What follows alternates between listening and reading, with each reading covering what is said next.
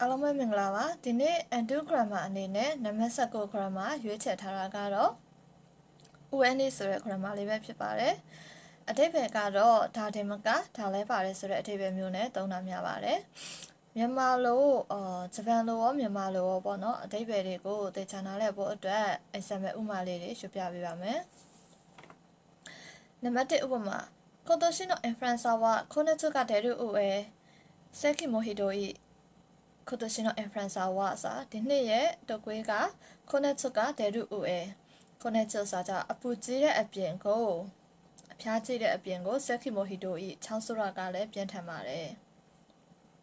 နံပါတ်2ဥပမာ小林さんのお宅でごちそうになった上お土産までいただきました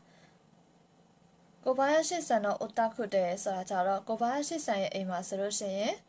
ထမင်းစားခဲ့တဲ့အပြင်လက်ဆောင်တွေပါお土産までいただきましたလက်ဆောင်တွေပါရရှိခဲ့ပါတယ်နံပါတ်3ဥပမာ彼女は頭がいい上に性格も良い彼女は頭がいい上にဆိုတာကြတော့သူမကခေါင်းကောင်းတဲ့အပြင်စိတ်ကောက်ကိုစားကြတော့ကိုကျင်တရား character တွေလည်းရော်ရီကောင်းပါတယ်ဆိုတဲ့အဓိပ္ပာယ်မျိုးနဲ့သုံးထားပါတယ်ဟုတ်ကဲ့ဒီနေ့နံပါတ်19 grammar အနေနဲ့ share လုပ်ပေးထားတာကတော့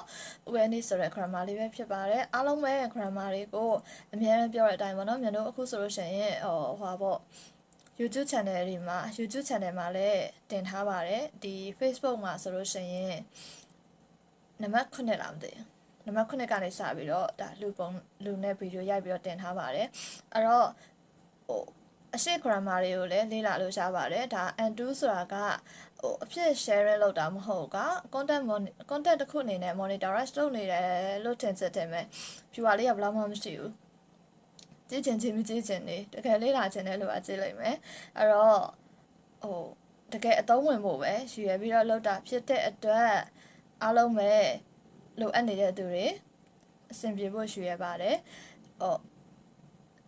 နောက်ထပ် grammar တွေကိုလည်း undo grammar တွေကိုလည်းအကုန်လုံးပေါ့နော်အလင်းတင်လို့ sharing လုပ်ပေးဖို့ရွေရထားပါတယ်အားလုံးပဲကြည့်ရှုပေးတာကျေးဇူးအများကြီးတင်ပါတယ်ရှင်နောက်ထပ်ဗီဒီယိုတွေမှာပြန်တွေ့ကြရအောင်